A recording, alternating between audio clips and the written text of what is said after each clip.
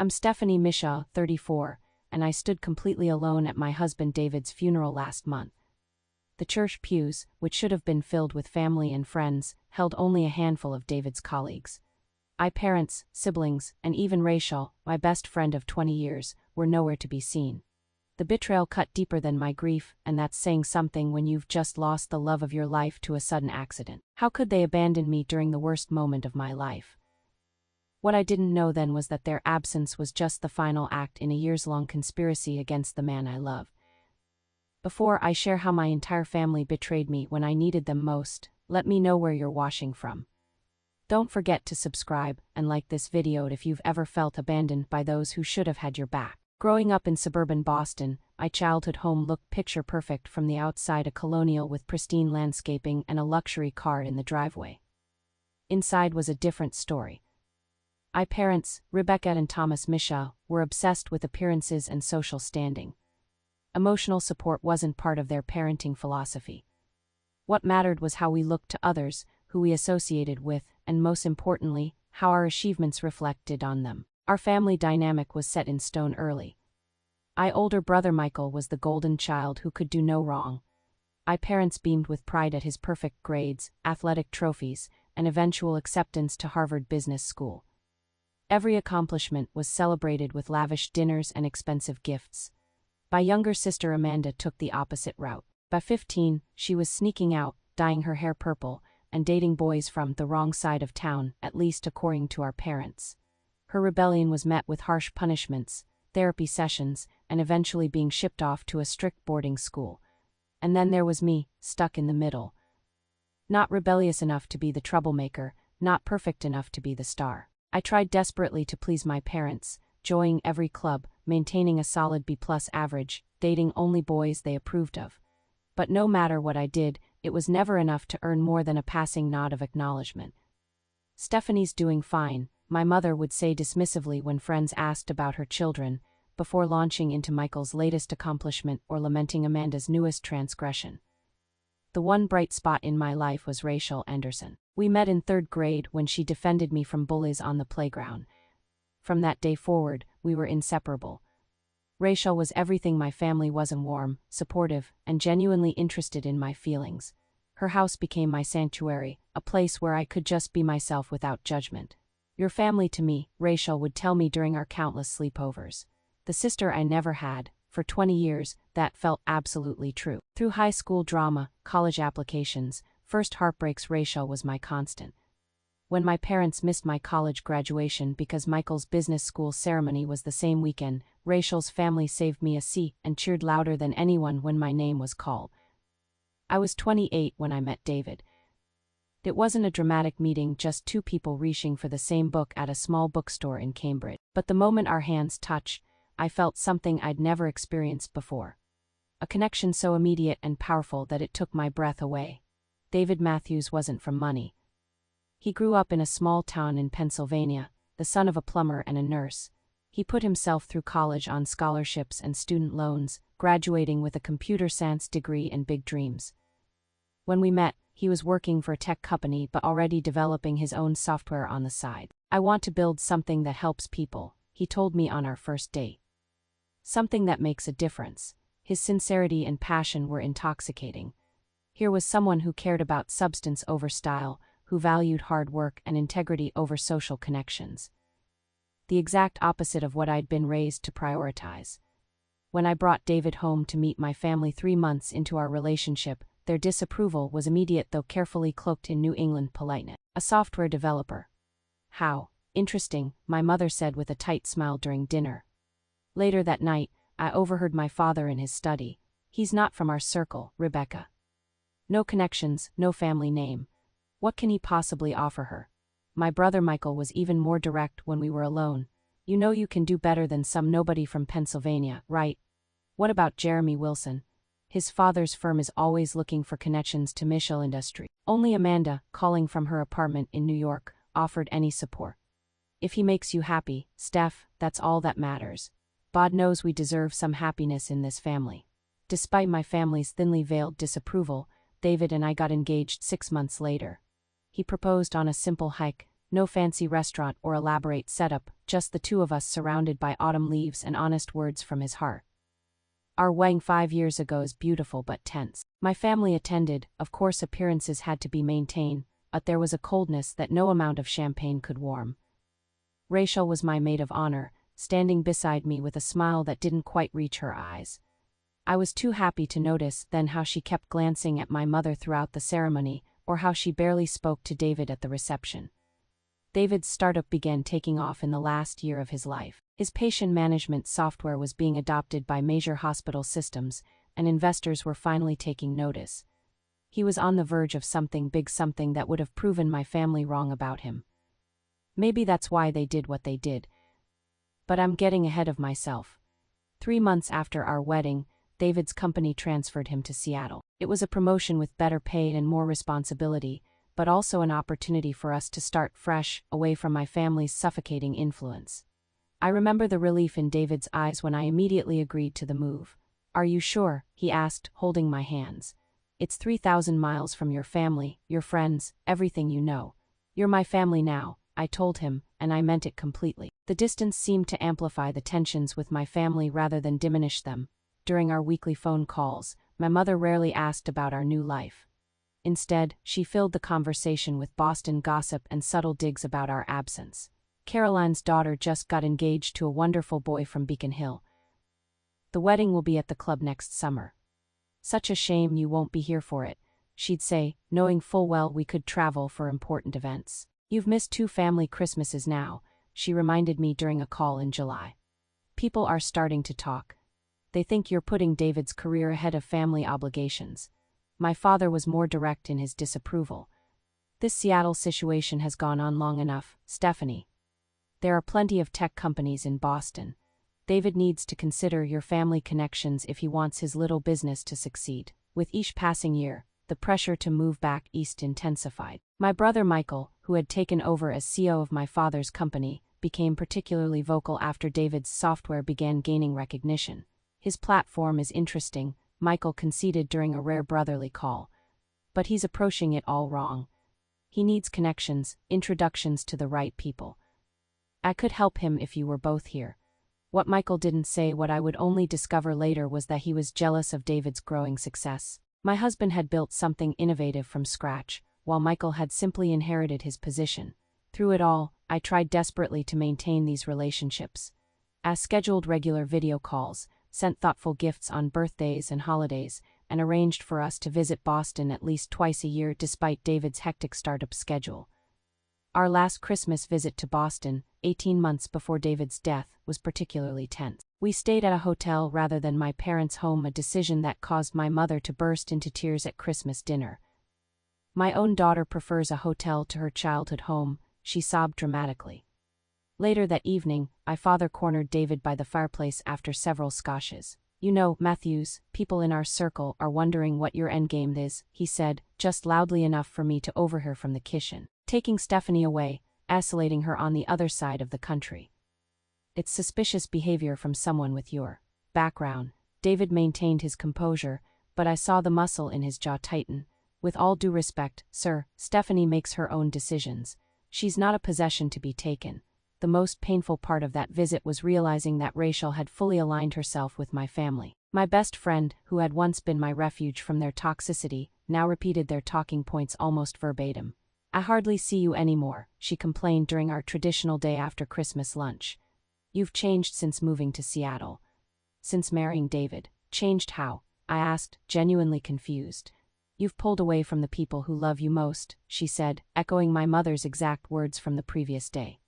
"David's career always comes first." "What about your career? What about starting a family?" "Your biological clock is ticking, Steph." The truth was, David had been incredibly supportive of my career as a graphic designer. I had started my own freelance business in Seattle and was doing well, with clients including several tech startups. As for children, we had agreed to wait until his company was more stable. These were decisions we had made together as equal partners. When we returned to Seattle, I broke down in tears on our sofa. "I don't understand why they can't just be happy for us." For me, David held me close. "I think it's time we set some boundaries. Steph, your family is toxic. You deserve better than their conditional love." But they're my family, I protested weakly. Family should lift you up, not tear you down, he said gently. Family is about love, not control. 6 months before David died, I started seeing a therapist to deal with the anxiety my family relationships were causing. Dr. Karan helped me understand the dynamics at play, how my parents used emotional manipulation to maintain control, how my people-pleasing tendencies made me vulnerable to their tactics. You're not responsible for their feelings, she told me during one session. Their disappointment is a tool they use to make you comply. You have permission to live your own life. With her guidance and David's unwavering support, I began to establish healthier boundaries. I limited calls with my parents to once every 2 weeks. I stopped apologizing for our life choices. I began to recognize and resist the guilt trips. Little did I know that while I was finally learning to stand up for myself, my family was actively working to undermine the foundation of my marriage. It was an ordinary Thursday. I was working from home on a logo design for a client while waiting for David to return from a meeting with potential investors. The doorbell rang around 2 p.m. I assumed it was a package delivery. Instead, 2 police officers stood on our porch, their expressions grave. "Mrs. Matthews," the female officer asked gently. I nodded, a cold fear already spreading through my chest. "I'm Officer Rivera, and this is Officer Daniels. May we come in?" The next few minutes exist in my memory as disconnected fragments. Their voices explaining about the truck that ran a red light. The impact that killed David instantly. The words, "he didn't suffer," repeated as if that could possibly matter when my entire world had just collapsed. I don't remember them leaving. I just remember sitting on our living room floor, surrounded by the life we had built together, unable to comprehend he was gone. My husband, my best friend, my partner, my home gone in an instant. When the initial shock subsided enough for me to function, I picked up my phone with trembling hands. My parents needed to know. Rachel needed to know. They would come immediately, I thought. They would help me through this impossible moment. My mother answered on the 4th ring, her voice crisp and impatient. "Stephanie, I'm in the middle of planning the hospital benefit. Can this wait?" "Mom," I choked out, barely able to form words. "David, there was an accident. He's gone." There was a pause, then, "Gone? What do you mean, gone?" "He's dead, Mom," I said, the words burning my throat. "David was killed in a car accident this afternoon." Another pause, longer this time. Then her response, words that will haunt me forever. "Well, this is what happens when you move so far away. If you were here in Boston, we could help you properly." No expression of sympathy, no cry of shock or grief, just a cold reminder that my choice to leave had consequences. "I'll tell your father," she continued in the same detached tone. "I assume there will be a funeral. Will you be coming back to Boston afterward?" I was too stunned to respond coherently. "I don't know. I need you here, Mom, till you and Dad come. Your father is extremely busy with the merger this week. I'm not sure we can get away on such short notice. Let me talk to him and call you back." She never called back. I had to call her again the next morning. "We've discussed it," she said, "and it's just not possible for us to come out there right now. Your father has commitments that can't be rescheduled, and I simply cannot organize a proper memorial from 3,000 miles away. It would be better if you brought David's remains back to Boston where we can handle things appropriately." "The funeral is already being arranged here," I said, my voice hollow. "His colleagues are helping me. It's on Saturday." "Saturday? That's much too soon. No one from Boston could possibly make it with such little notice. People fly across the country on 2 days' notice all the time, Mom." "Well, we can't," she said firmly, "and neither can Michael. He has an important work presentation that can't be moved." My brother's call came an hour later. "Hey, Steph, Mom told me about David. That's rough, as if I'd lost a tennis match or had a bad day at work. Can you come for the funeral?" I asked, already knowing the answer. "Saturday's impossible for me. This presentation could make or break the European expansion. Dad's counting on me." He paused. "Look, I know the timing sucks, but David would understand. Business is business." My sister Amanda was the only one who seemed genuinely affected by the news. "Oh my God, Steph, I'm so sorry," she said, her voice breaking. "I'll try to make it, I swear. Let me see if I can get a flight." But the next day, she called in tears. "My passport expired. I didn't realize until I tried to book the flight. I'm so sorry, Steph, I'm so sorry." I saved the worst betrayal for last. Rachel, my best friend since childhood, the person who had been my emotional support through every crisis before David. "Rachel," I sobbed into the phone. "David's gone. There was an accident." "Oh my God," she gasped.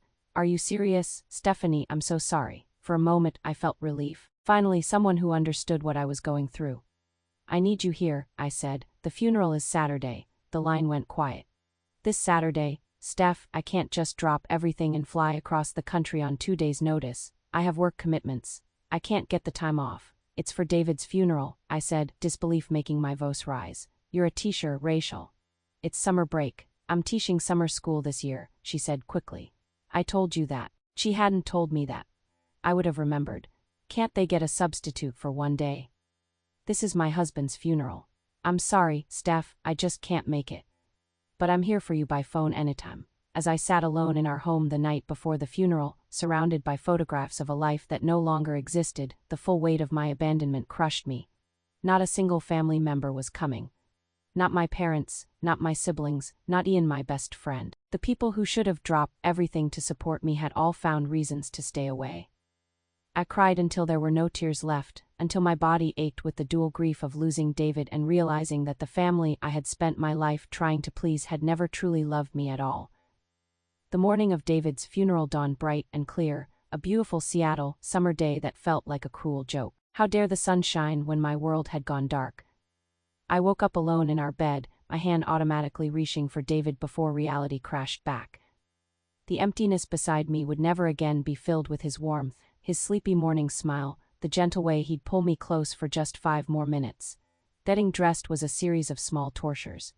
The black dress I could barely zip up without help. The pearl earrings David had given me for our 3rd anniversary. The wedding ring that now felt unbearably heavy. I stood before the mirror, a widow at 34, with red-rimmed eyes and skin pale from sleepless nights. No mother to help me prepare. No sister to hold my hand. No best friend to hug me and tell me I would somehow survive this day. The drive to the church passed in a blur. I arrived early, sitting alone in the parking lot, gathering whatever scraps of strength remained to face the final goodbye. When I finally walked into the church at 10:45, 15 minutes before the service was to begin, the funeral director was the only person there. Mrs. Matthews, he said softly, is their family arriving separately? I couldn't bring myself to explain. I just shook my head and took a seat in the front pew, staring at the closed casket covered in white lilies. I hadn't been able to bring myself to have an open casket. I couldn't bear the thought of seeing David's face without the spark of life that had animated his every expression. At 5 minutes to 11, just as I was preparing myself for the humiliation of a funeral with only the deceased and his widow present, the church door opened. David's boss, Richard, entered with a solemn expression, followed by at least 15 of David's colleagues from the company. Jessica, his marketing director, sat beside me and took my hand without a word. Carlos, the lead developer who had been with David since the beginning, sat on my other side. One by one, the pews behind me filled with people who had worked with my husband, respected him, valued him. We're all here for you, Stephanie, Richard said before the service began. David was more than our colleague. He was our friend, our leader, our inspiration. The funeral director, seeing that no more immediate family would be arriving, began the service. Richard delivered a eulogy that painted David in his true colors: brilliant but humble, ambitious but ethical, demanding but kind. David built more than a company, Richard said, his voice thick with emotion. He built a community. He saw potential in people that they didn't see in themselves. He pushed us all to be better, not just as professionals, but as human beings. Throughout the service, I kept checking my phone, some irrational part of me still hoping for a message saying my family's plane had been delayed, that they were on their way, that they wouldn't leave me to face this alone. But the only notifications were more condolence messages from David's industry contacts and our Seattle friends. The pain in my chest was physical, as if my heart were literally breaking. I struggled to breathe through it, clutching Jessica's hand like a lifeline as the minister spoke of loss and hope and eternal life, concepts that felt hollow and meaningless in the face of such complete abandonment. After the service, the small group gathered at a local restaurant that David had loved. They shared stories about him that made me both laugh and cry: his terrible coffee addiction, his habit of getting so excited about new ideas that he'd forget to finish his sentences, his absolute refusal to wear anything but jeans even to important investor meetings. He talked about you constantly, Carlos told me, his eyes kind. Every good idea he ever had, he credited to your support. Stephanie believes in me, he would say, so I have to make this work. The gathering began to disperse by mid-afternoon. Jessica, sensing my dread of returning to an empty house, offered to stay with me. "You shouldn't be alone tonight," she said. "Let me help you." I accepted gratefully, too exhausted and heartbroken to maintain any pretense of strength.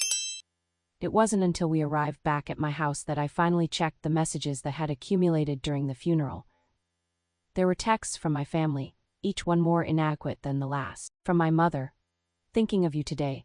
Call when you're ready to discuss arrangements for coming home." From my father: "Your mother and I are sorry for your loss. The family stands ready to support your return to Boston." From Michael: "Hope today wasn't too rough. Let me know when you want to talk about next steps." From Rachel: "Sending love and strength today. Call me anytime." Not a single genuine expression of grief. Not one acknowledgement of the magnitude of my loss. Just assumptions that David's death meant I would finally return to the fold, like a wayward sheep who had learned her lesson. Jessica read the messages over my shoulder and shook her head in disbelief. "These are from your family. On the day of your husband's funeral." I nodded, too numb to even cry anymore. "Stephanie," she said gently, "I hope this isn't overstepping, but these don't sound like people who have your best interests at heart." "They're not," I whispered, the truth I had been avoiding for years finally impossible to deny. "They never did." The day after the funeral, I woke up to the sound of Jessica making coffee in the kitchen. For a disoriented moment, I thought it was David, and the crushing reality of his absence hit me anew. After Jessica left for work, making me promise to call if I needed anything, I wandered through our home like a ghost. Everything remained exactly as David had left it. His coffee mug still sat on his desk. His reading glasses perched on top of a dog-eared business book. His laptop closed beside the laptop, David's personal laptop that contained all his notes, ideas, and correspondence. I had been avoiding it, knowing that opening it would make his absence even more real. But something compelled me to sit at his desk that morning, to open the computer and connect with whatever part of him remained in his digital life.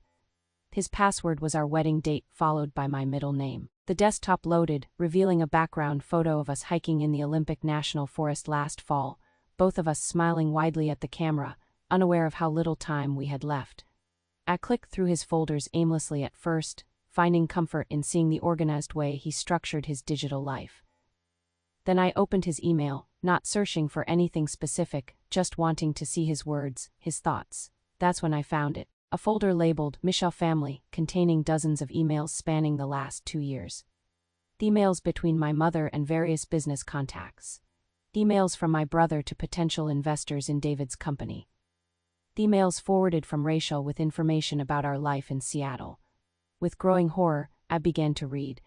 The conspiracy unfolded before my eyes in black and white evidence that couldn't be denied or explained away. My mother writing to a prominent Boston physician who had been considering adopting David's software. "While I understand the platform seems impressive, I feel obligated as a fellow Bostonian to warn you about my son-in-law's business practices. There have been concerning reports about data security that haven't yet become public." My brother Michael emailing venture capitalists who had expressed interest in David's company. As someone with intimate knowledge of Matthew's software, I would advise caution.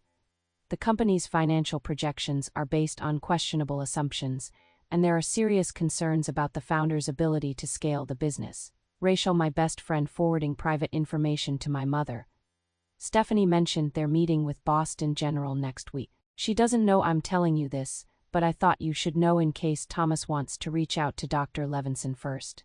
Email after email detailed their systematic campaign to undermine David's business, to sabotage the success he had worked so hard to achieve. They had spread rumors, leveraged social connections, and used privileged information to turn potential clients and investors against him. And David had known. A separate folder contained his documentation of each incident: meetings that had been mysteriously cancelled, investors who suddenly withdrew interest, clients who backed out of signed contracts citing concerns that traced back to my family. In a document dated just 3 weeks before his death, David had written, "I've confirmed that the Michells are behind the Westlake Hospital cancellation. Their reach is extensive, and they're becoming more aggressive. I haven't told Stephanie the extent of their interference. She's finally starting to heal from years of their emotional manipulation, and learning the truth would devastate her. I'll protect her from this as long as I can. We'll build this company despite them, and someday, when we've succeeded, perhaps they'll finally accept that she chose correctly." My hands shook as I read his private journal entries, tears blurring my vision. David had shielded me from the truth, had borne this betrayal alone to protect me from the pain of knowing my own family had actively tried to destroy him, to destroy us. The final piece of evidence was the most damning. An email exchange between my mother, father, and Rachel from just 2 days after David's death. "Mother, this is unfortunate timing, but it may be the opportunity we need to bring Stephanie home where she belongs." Father: "Agreed. Matthew's company will fold without him. There's nothing keeping her in Seattle now." Rachel: "I've spoken with her. She's devastated, as expected. As suggested, she'll need her family now more than ever. I'll continue to emphasize that returning to Boston is the only sensible option." Mother: "Excellent. Thomas and I have decided it's best if we don't attend the funeral. Our presence might lend legitimacy to the life she built there. Better to establish immediately that Seattle was a temporary situation that has now, regrettably, concluded.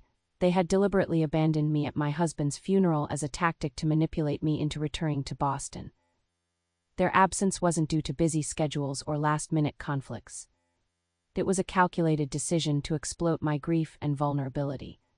I sat in David's office chair for reading every email, absorbing the full scope of their betrayal. The family I had spent my life trying to please had actively worked to sabotage my husband's career and our marriage. My best friend had been their willing accomplice. And David, my incredible, loving David, had protected me from this knowledge, shouldering the burden alone rather than adding to my pain. The numbness that had enveloped me since his death began to crack, giving way to a white-hot rage I had never experienced before. They had taken everything from me, and they were still trying to control me, to force me back into the role of compliant daughter, even as I mourned the love of my life. In that moment, sitting at my dead husband's desk with the evidence of my family's treachery spread before me, something fundamental shifted inside me. The people-pleasing, conflict-avoiding Stephanie who had desperately sought her family's approval was gone. In her place stood someone new, someone forged in grief and betrayal, someone who would no longer accept conditional love or manipulative control. I took screenshots of every damning email, saved copies to multiple devices, and prepared myself for the confrontation that was long overdue. For a week after discovering the emails, I existed in a state of cold fury. I didn't call my family or respond to their increasingly frequent messages asking about my plans to come home. I needed time to process, to strengthen my resolve, to prepare for the confrontation that would permanently alter my relationship with the people who had raised me. When I was ready, I sent a group text to my parents, Michael and Rachel. "Family video call tomorrow at 7 p.m. Eastern. Non-negotiable. There." Their responses came quickly: confusion from my mother, irritation from my father, concern from Rachel. Only Michael seemed to sense something was wrong, his terse "I'll be there," suggesting he knew a reckoning was coming. I spent the day preparing, gathering my evidence, rehearsing what I would say. Jessica came over after work to support me, sitting just off camera with a notepad where she'd written, "You are strong, you deserve better, David would be proud." At exactly 7 p.m., I initiated the call. My parents appeared first, sitting stiffly in my father's wood-paneled study. Michael joined from his office, loosened but still dressed for work. Rachel connected last, her familiar living room visible behind her, the same room where we'd shared so many secrets as teenagers. "Stephanie," finally, my mother began. "We've been so worried. When are you coming home? We've already spoken to Boston Memorial about a proper service for David, and your father has a colleague whose daughter is subletting her apartment that would be perfect for you while you get back on your feet." I stared at the screen, at these faces I had known all my life, and felt nothing but cold determination. "I'm not coming back to Boston," I said, my voice steady. "Not now. Not ever." "Don't be dramatic, Stephanie," my father said with a dismissive wave. "This isn't the time for emotionally driven decisions. You need your family around you." "Family," I repeated, the word bitter on my tongue. "Is that what you call yourselves? Let me show you what family means to the Michells." I shared my screen and began methodically presenting the evidence I had discovered. Emails from my mother undermining David's professional reputation. Financial reports from my father's company showing how they had pressured clients to cancel contract. Messages from Michael to investors spreading doubts about David's business model.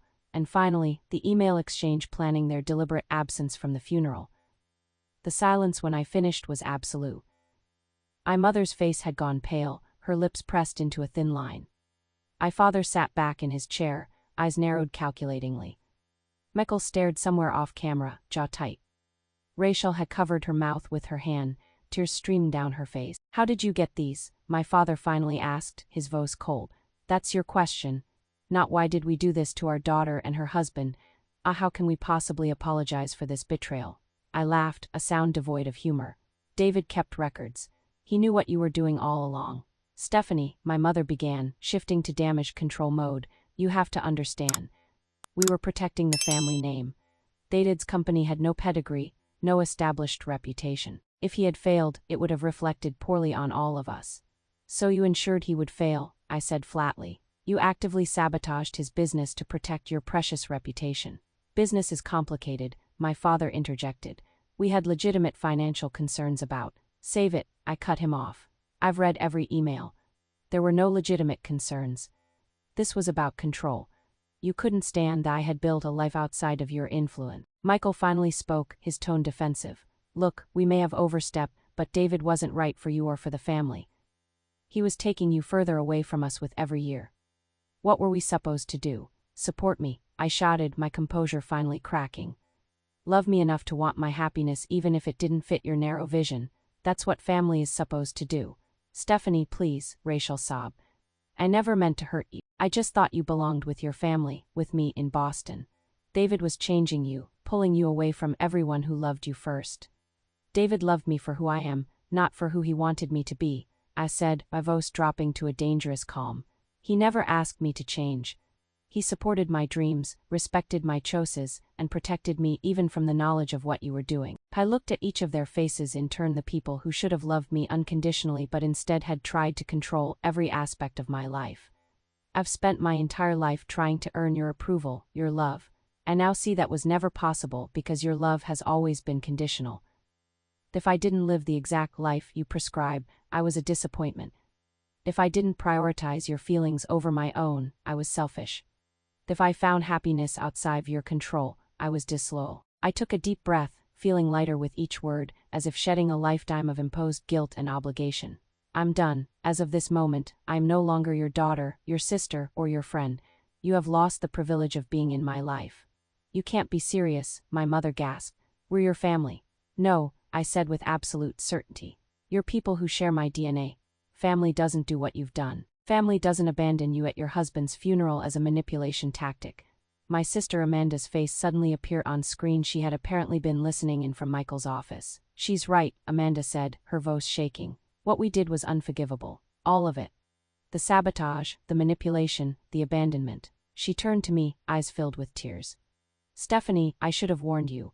I knew some of what they were doing, and I stayed silent. I'm so sorry." "Shut up, Amanda," Michael hissed. "No," she shot back. "I'm done covering for this family's toxic behavior." To me, she added, "I don't expect your forgiveness, Steph, but you deserve to know at least one person is acknowledging the truth." I nodded at her, grateful for the small validation but too hurt for forgiveness. "This conversation is over," I said. "I've already blocked your numbers and email addresses. Any attempt to contact me will be ignored. Any attempt to interfere in my life again will result in these emails being sent to every business contact, family friend, and social connection you have. Your precious reputation won't survive that." "You wouldn't dare," my father growled. "Try me," I challenged, meeting his gaze steadily. "The Stephanie who feared your disapproval died with David. The woman I am now has nothing left to lose." I ended the call without another word, then collapsed into Jessica's arms, sobbing with grief and release and terrible finality. "You did it," she whispered, holding me tight. "You stood up for yourself and for David. I'm so proud of you."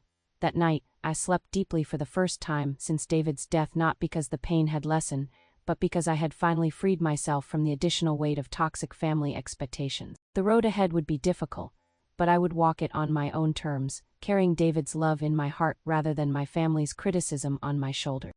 The weeks following my confrontation with my family were both the hardest and most liberating of my life. The double grief of losing David and severing ties with my family left me feeling untethered, as if I were floating in space with nothing to ground me. The first month, I barely left our house. Jessica checked on me daily, bringing food, sitting with me through the worst crying jags, and sometimes just being present while I stared blankly at the walls. Carlos and other colleagues from David's company took turns stopping by, making sure I wasn't completely alone with my grief. "We promised David we'd look after you if anything ever happened to him," Carlos told me one evening. He made us all swear it after a close call on an icy road last winter. He loved you so much, Stephanie. Slowly, painfully, I began to find a new rhythm to my days. I resumed some freelance design work, finding solace in creativity. I joined a grief support group where no one knew my family or my story, where I could simply be a young widow trying to rebuild a life shattered by sudden loss. About 2 months after the funeral, I received a handwritten letter.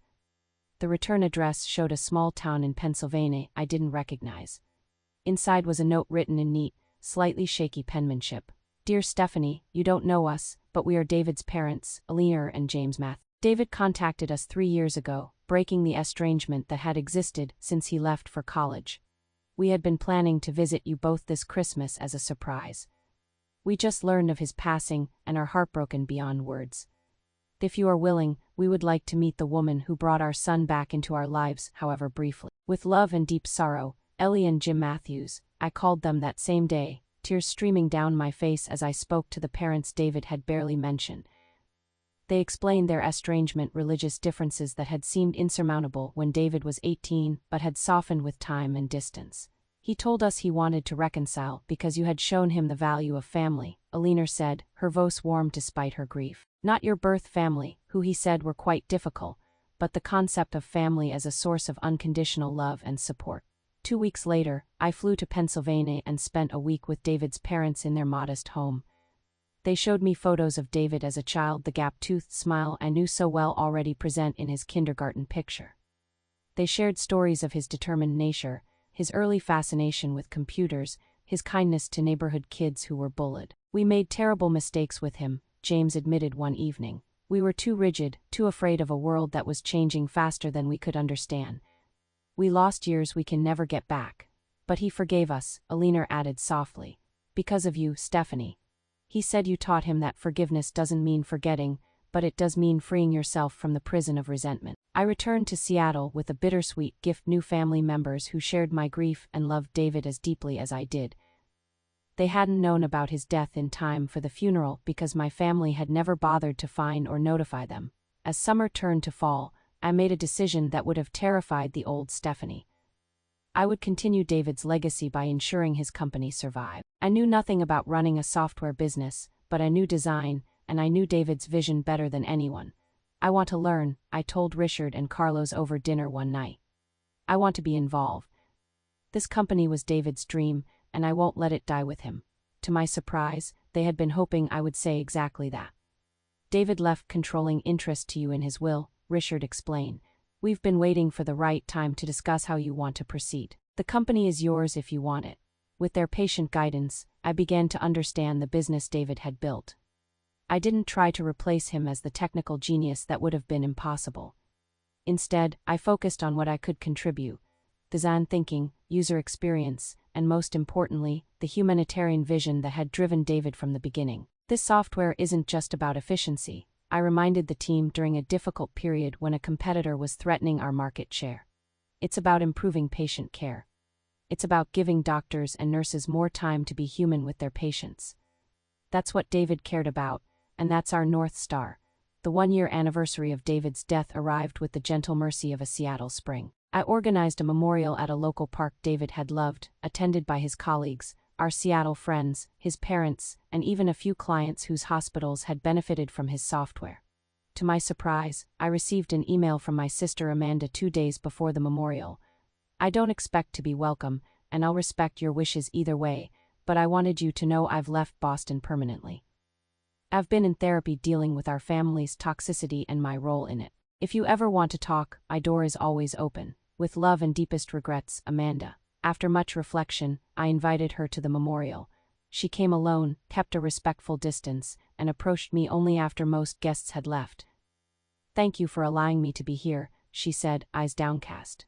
I wanted to honor David and to tell you in person how sorry I am. I'm not ready to forgive, I told her honestly. But I'm grateful you acknowledged the truth when no one else would. She nodded, accepting my boundaries without protest. That's more than fair.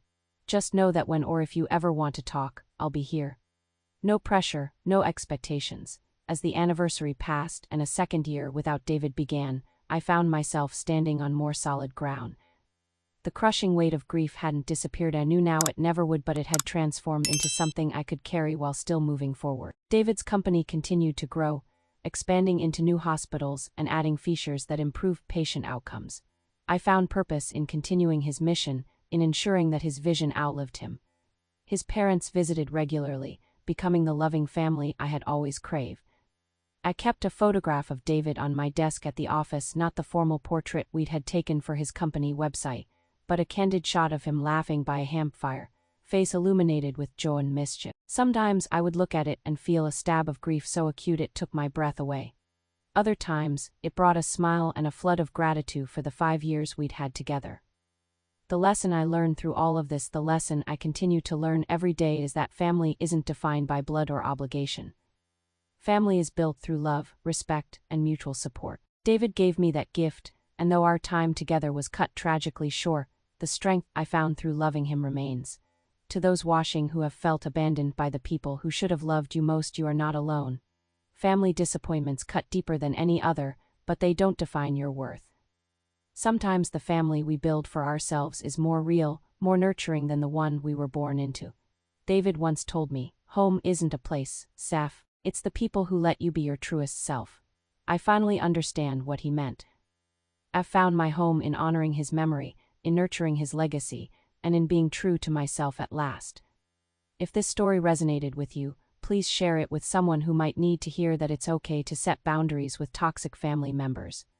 Subscribe to hear more stories of finding strength through adversity, and comment below with your thoughts on what true family means to you. Have you ever had to distance yourself from toxic relationships?